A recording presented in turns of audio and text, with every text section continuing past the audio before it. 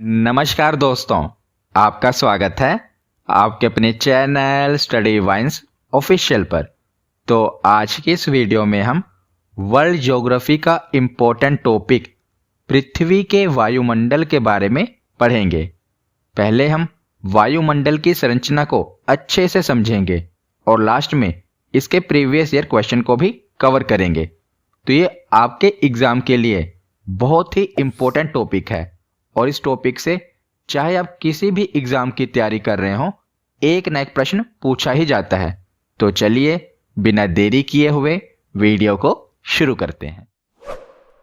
तो चलिए वीडियो की शुरुआत करते हैं और सबसे पहले ये देख लेते हैं कि आखिर वायुमंडल कहते किसे हैं। तो किसी भी ग्रह के चारों ओर जो गैसों का आवरण होता है ना, उसी को वायुमंडल कहा जाता है।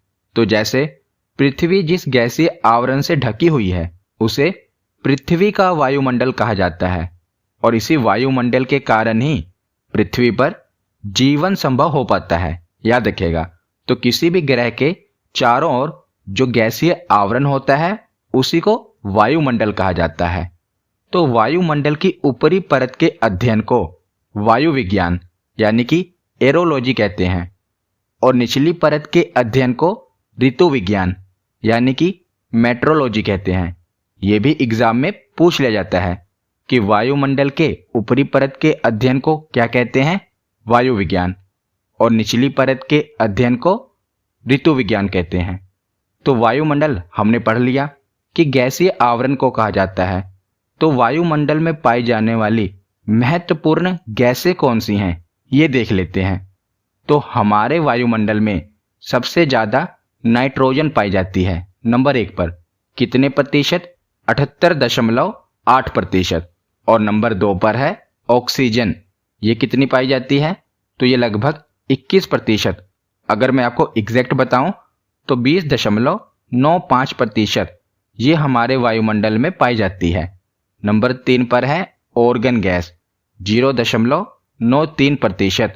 और नंबर 4 पर है कार्बन डाइऑक्साइड गैस। ये बहुत बार एग्जाम में पूछा गया है कि कार्बन डाइऑक्साइड की मात्रा हमारे वायुमंडल में कितनी है। तो 0.03%। और उसके बाद कुछ अन्य गैसें हैं। तो ज़्यादातर आपको इन्हीं 4 गैसों के बारे में पूछा जाता है कि नाइट्रोजन की मात्रा कितनी है, ऑक्सीजन की, ऑर्गन की और कार्बन डाइऑक्साइड की। तो इनकी मात्रा भी आपको एग्जैक्ट नहीं याद होगी, तब भी लगभग में याद रखिएगा कि नाइट्रोजन लगभग 78% है, ऑक्सीजन लगभग 21% है, ऑर्गन 0.93% और कार्बन डाइऑक्साइड 0.03%। तो वायुमंडल की संरचना को पढ़ने से पहले हमने जिन गैसों के बारे में पढ़ा, इसके बारे में थोड़ा थोड़ा पढ़ लेते हैं। उसके बाद हम वायुमंडल की संरचना को डिटेल में पढ़ेंगे। तो सबसे पहले हमने नाइट्रोजन के बारे में पढ़ा। तो नाइट्रोजन पृथ्वी के वायुमंडल में इस गैस की प्रतिशत मात्रा सभी गैसों से अधिक है। अभी हमने पढ़ा ना कि सबसे अधिक मात्रा किसकी है, नाइट्रोजन की है। और नाइट्रोजन रंगहीन, गंधहीन तथा स्वादहीन गैस है और यह पेड़ पौधों के लिए प्रोटीन का सबसे बड़ा स्रोत है, ये याद रखिएगा।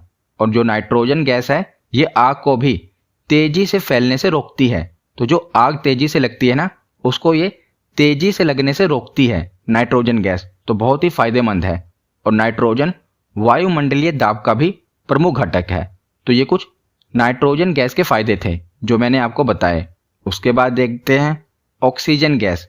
तो ऑक्सीजन जीवनदायिनी गैस कहलाती है। और क्यों कहलाती है ये आपको पता ही होगा। और ऑक्सीजन आग जलाने में सहायता करती है। 2 बातें याद रखिएगा, जो ऑक्सीजन गैस है ये आग को जलने में सहायता करती है, मतलब कि आग लगने में सहायता करती है। पर जो नाइट्रोजन गैस है ये आग को लगने में देरी करती है, मतलब कि आग को फैलने से रोकती है। ये दोनों चीजें याद रखिएगा। और ऑक्सीजन के अभाव से हम ईंधन नहीं जला सकते। जैसा कि हमने पढ़ा कि जो ऑक्सीजन गैस है ये आग जलाने में सहायता करती है। तो इसके अभाव के मतलब कि इसके बिना हम ईंधन नहीं चला सकते। तो यह ऊर्जा का मुख्य स्रोत है ऑक्सीजन गैस। उसके बाद देखते हैं ऑर्गन गैस। तो वायुमंडल में तीसरे स्थान पर सर्वाधिक मात्रा में पाई जाने वाली गैस है ऑर्गन गैस। और ऑर्गन गैस का इस्तेमाल विद्युत उपकरणों जैसे कि बल्ब, ट्यूबलाइट आदि में किया जाता है। तो आगे है कार्बन डाइऑक्साइड। तो यह गैस भारी होने के कारण वायुमंडल में निचली परत में पाई जाती है।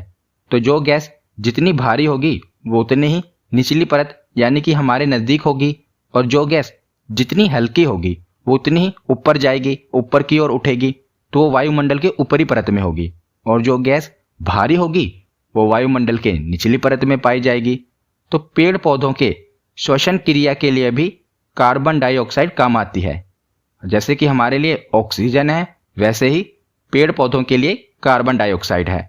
और कार्बन डाइऑक्साइड गैस हरित गृह प्रभाव यानी कि ग्रीन हाउस इफेक्ट के लिए सबसे अधिक जिम्मेदार है। ये एग्जाम में पूछा जाता है कि ग्रीन हाउस इफेक्ट के लिए कौन सी गैस जिम्मेदार है, तो कार्बन डाइऑक्साइड ये जिम्मेदार है। उसके बाद है हाइड्रोजन गैस।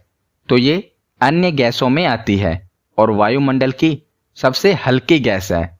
और हाइड्रोजन गैस जलने पर अत्यधिक ऊर्जा होती है, हमें अत्यधिक ऊर्जा मिलती है, इसीलिए इसे भविष्य का ईंधन कहा जाता है। तो ये एग्जाम में बहुत बार पूछा गया है कि भविष्य का ईंधन किसे कहते हैं, तो हाइड्रोजन गैस को भविष्य का ईंधन कहते हैं, ये याद रखिएगा। तो हमने गैसों के बारे में पढ़ लिया। अब हम अपने टॉपिक यानी कि वायुमंडल की संरचना के बारे में पढ़ते हैं। तो वायुमंडल की संरचना को डिटेल में पढ़ने से पहले हम देख लेते हैं कि वायुमंडल में कौन कौन सी परत पाई जाती है। तो हमारे वायुमंडल में 5 परतें पाई जाती हैं। पृथ्वी के सबसे नज़दीक कौन सी परत है, तो क्षोभ मंडल, जिसे इंग्लिश में ट्रोपोस्फेयर कहते हैं। दूसरे नंबर पर कौन सी परत है, समताप मंडल, जिसे स्ट्रेटोस्फेयर कहा जाता है।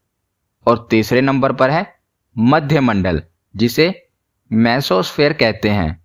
और चौथे नंबर पर है आयन मंडल, जिसे आयनोस्फेयर कहते हैं। तो हमारे वायुमंडल की सबसे बाहरी परत कौन सी है, बाहरी मंडल, जिसे एक्सोस्फेयर कहते हैं। तो याद रखना भी आसान है, कोई ट्रिक की जरूरत नहीं पड़ेगी, बस एक बार पढ़ लेंगे आपको याद हो जाएगा। तो सबसे बाहरी परत है बाहरी मंडल। 5 परतें हैं, तो जो बीच में आ रही है तीसरे नंबर पर उसे मध्य मंडल कहेंगे। और हमारे सबसे नजदीक है क्षोभ मंडल। तो नंबर 1 पे क्षोभ मंडल, समताप मंडल, मध्य मंडल, आयन मंडल और बाह्य मंडल। इनका क्रम भी याद रखिएगा, क्रम भी एग्जाम में पूछ लिया जाता है। तो अब हम एक एक करके इन मंडल के बारे में पढ़ना शुरू करते हैं। तो सबसे पहले हम क्षोभ मंडल यानी कि ट्रोपोस्फेयर के बारे में पढ़ते हैं। तो क्षोभ मंडल वायुमंडल की सबसे निचली परत है और क्षोभ मंडल की ऊंचाई पृथ्वी की सतह से लगभग 18 किलोमीटर तक है। तो यह पृथ्वी का सबसे नजदीकी मंडल है क्षोभ मंडल, और यह वायुमंडल की सबसे निचली परत है। हमने जैसा कि पढ़ा, इसकी ऊंचाई लगभग पृथ्वी की सतह से 18 किलोमीटर तक होती है, ये लगभग है। और ध्रुवों पर क्षोभ मंडल की ऊंचाई 8 किलोमीटर तथा विषुवत रेखा पर 18 किलोमीटर तक होती है। और सारी मौसमी गतिविधियां, यही सबसे ज्यादा इंपॉर्टेंट है जो आपको एग्जाम में पूछा जाएगा कि क्षोभ मंडल में क्या होता है। तो जितनी भी मौसमी गतिविधियां होती हैं, जैसे कि बिजली का कड़कना, बादल का बनना, आंधी, वर्षा और इंद्रधनुष का बनना, ये सभी जो मौसमी घटनाएं होती हैं ये क्षोभ मंडल पर ही होती हैं। यही एग्जाम में पूछा जाता है कि आंधी और वर्षा या इंद्रधनुष का बनना ये वायुमंडल की किस परत पर होता है, तो क्षोभ मंडल पर होता है, याद रखिएगा। और क्षोभ मंडल में प्रति 165 मीटर की ऊंचाई पर 1 डिग्री सेल्सियस तापमान में गिरावट आती है। अगर हम 165 मीटर की ऊंचाई पर जाएंगे तो 1 डिग्री सेल्सियस का तापमान कम होगा। और इसी मंडल को संवहन मंडल भी कहते हैं। किसे? क्षोभ मंडल को ही। अगर आपसे पूछ लिया जाए कि संवहन मंडल किसे कहा जाता है, तो क्षोभ मंडल को ही कहा जाता है। बस एक बात याद रखिएगा कि जितनी भी मौसमी घटनाएं हमें देखने को मिलती हैं ये क्षोभ मंडल में ही देखने को मिलती हैं। तो क्षोभ मंडल के बाद है समताप मंडल, जिसे इंग्लिश में स्ट्रेटोस्फेयर कहते हैं। तो इसके तो नाम से ही क्लियर है, समताप यानी कि जहां के तापमान में ज्यादा उतार चढ़ाव ना हो। तो समताप मंडल पर तापमान लगभग समान रहता है और समताप मंडल की धरती से ऊंचाई लगभग 18 से 50 किलोमीटर तक होती है और समताप मंडल में मौसमी घटनाएं देखने को नहीं मिलती। तो समताप मंडल में किसी भी प्रकार की मौसमी घटनाएं जैसे कि आंधी, बादलों की गरज, बिजली का कड़कना आदि जैसी घटनाएं देखने को नहीं मिलती, पर हमें क्षोभ मंडल में ये सभी घटनाएं देखने को मिल जाती हैं। पर जैसे ही क्षोभ मंडल से ऊपर हम समताप मंडल में आते हैं तो यहाँ पर किसी भी प्रकार की मौसमी घटनाएं देखने को नहीं मिलती। तो यही कारण है कि जो वायुयान हैं ये समताप मंडल में ही उड़ाए जाते हैं। तो तापमान समान रहने के कारण और मौसमी गतिविधियों से मुक्त होने के कारण वायुयान समताप मंडल में उड़ाए जाते हैं। तो ये आपसे पूछा जाएगा कि वायुयान किस मंडल में उड़ाए जाते हैं, तो समताप मंडल में उड़ाए जाते हैं। और क्यों उड़ाए जाते हैं ये मैंने आपको बता दिया, क्योंकि यहाँ पर तापमान लगभग समान रहता है और जो मौसमी गतिविधियां हैं वो नहीं होती। इसी कारण ये वायुयान जो हैं यहीं पर उड़ाए जाते हैं समताप मंडल में। और जो ओजोन परत है ये भी समताप मंडल पर ही स्थित है। तो दोनों फैक्ट याद रखिएगा, ओजोन परत भी समताप मंडल में स्थित है और जो वायुयान है ये भी समताप मंडल में उड़ाए जाते हैं। तो जो ओजोन परत है ये तो आपको पता ही होगा कि सूर्य से आने वाली जो पराबैंगनी किरणें हैं इनसे हमें ये बचाती है ओजोन परत। और ओजोन परत की मोटाई किससे मापी जाती है, तो ये एग्जाम में पूछा गया था। तो ओजोन परत की मोटाई नापने में डाप्सन इकाई का उपयोग किया जाता है। किस इकाई का? डाप्सन इकाई का। तो समताप मंडल के बाद है मध्य मंडल, जिसे कहते हैं मेसोस्फेयर। पहले हमने पढ़ा क्षोभ मंडल, दूसरे नंबर पर पढ़ा समताप मंडल और तीसरे में यानी कि मध्य में है मध्य मंडल। तो मध्य मंडल वायुमंडल की तीसरी परत है तथा वायुमंडल के बीच में स्थित है, इसीलिए इसे मध्य मंडल कहा जाता है।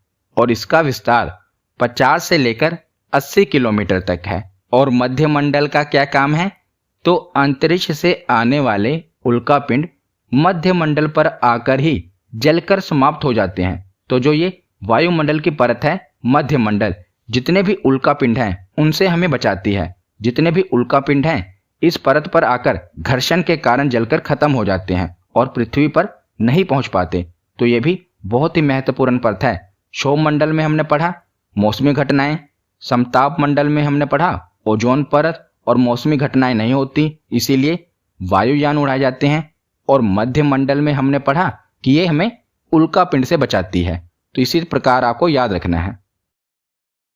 तो मध्य मंडल के बाद वायुमंडल की अगली परत है आयन मंडल, जिसे इंग्लिश में कहते हैं आयोनोस्फेयर। तो आयन मंडल मध्य मंडल के ऊपर 80 किलोमीटर से लेकर 400 किलोमीटर के बीच स्थित है। और वायुमंडल की यह परत रेडियो तरंगों को परावर्तित करती है। तो इसका काम क्या है, ये रेडियो तरंगों को परावर्तित कर देती है।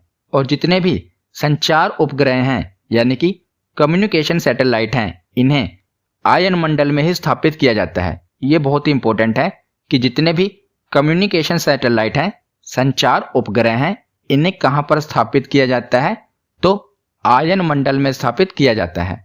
आयन मंडल के बाद है बाहरी मंडल। यह वायुमंडल की सबसे बाहरी परत है और इंग्लिश में कहते हैं एक्सोस्फेयर। तो बाहरी मंडल वायुमंडल की सबसे ऊपरी सतह है, यानी कि यह सबसे बाहरी परत है। और बाहरी मंडल की कोई ऊपरी सीमा अभी तक निर्धारित नहीं है।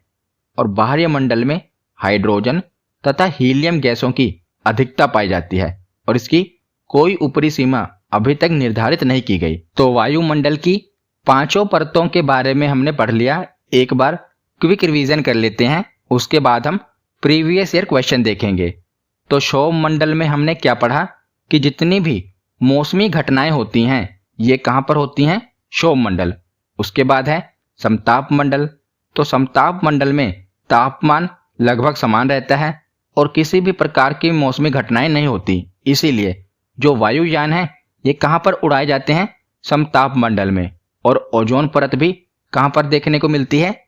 समताप मंडल में। उसके बाद है मध्य मंडल। तो जो मध्य मंडल है ये हमें उल्का पिंडों से बचाते हैं। तो मध्य मंडल के बाद है आयन मंडल। तो आयन मंडल में जितने भी कम्युनिकेशन सैटेलाइट हैं यानी कि संचार उपग्रह हैं उन्हें स्थापित किया जाता है। तो आयन मंडल के बाद है बाहरी मंडल। और बाहरी मंडल की अभी तक कोई भी ऊपरी सीमा निर्धारित नहीं की गई है और हाइड्रोजन तथा हीलियम गैसों की यहाँ पर अधिकता पाई जाती है। तो इस प्रकार हमने वायुमंडल की पांचों परतों के बारे में पढ़ लिया। अब हम प्रीवियस ईयर क्वेश्चन देखते हैं। तो पहला प्रश्न है कि वायुमंडल में सर्वाधिक कौन सी गैस मिलती है? तो वायुमंडल में सबसे ज्यादा मात्रा में कौन सी गैस मिलती है? नाइट्रोजन। अगला प्रश्न है कि वायु में नाइट्रोजन का प्रतिशत कितना है? तो वायुमंडल में नाइट्रोजन का सबसे अधिक प्रतिशत है, कितना? 78.8%। अगला प्रश्न है कि विविध जलवायु एवं मौसम दशाओं को बदलने वाली सभी महत्वपूर्ण वायुमंडलीय प्रक्रियाएं कहां पर घटित होती हैं? यानी कि जितनी भी मौसमी घटनाएं हैं ये कहां पर देखने को मिलती हैं? तो इसका सही जवाब होगा क्षोभ मंडल। अगला प्रश्न है कि ओजोन परत मुख्यतः कहां पर पाई जाती है? तो ओजोन परत कहां पर पाई जाती है? समताप मंडल में, मैंने आपको बताया था। अगला प्रश्न है कि समताप मंडल को जेट विमानों की उड़ान के लिए आदर्श माना जाता है, क्योंकि? तो बताइए वायुयान समताप मंडल में क्यों उड़ाए जाते हैं? तो इसका सही जवाब होगा ऑप्शन डी, क्योंकि इस परत में बादल तथा अन्य मौसमी घटनाएं नहीं होती। इसीलिए जो वायुयान होते हैं ये समताप मंडल में उड़ाए जाते हैं। अगला प्रश्न है कि वातावरण की वह परत जो रेडियो तरंगों को परावर्तित करती है कौन सी है? तो वातावरण की वह परत जो रेडियो तरंगों को परावर्तित करती है और जहां पर कम्युनिकेशन सैटेलाइट छोड़े जाते हैं वो कौन सी परत है? तो वो है आयन मंडल।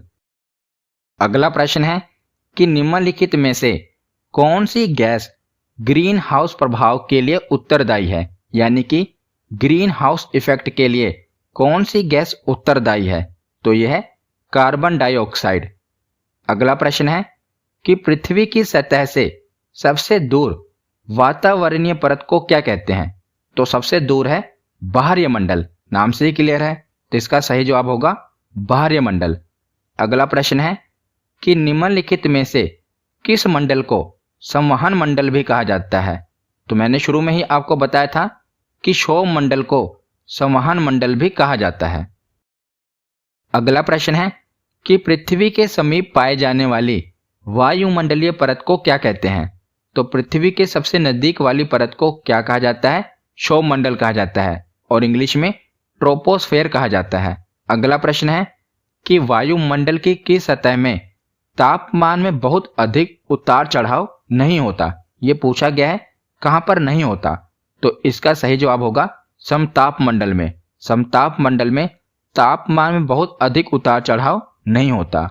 अगला प्रश्न है कि आंधी एवं वर्षा और बिजली का कड़कना आदि घटनाएं किस मंडल में होती हैं? तो ये सभी प्रकार की मौसमी घटनाएं किस मंडल में होती हैं? तो क्षोभ मंडल में होती हैं। तो आज की ये हमारी वीडियो यहीं पर खत्म होती है।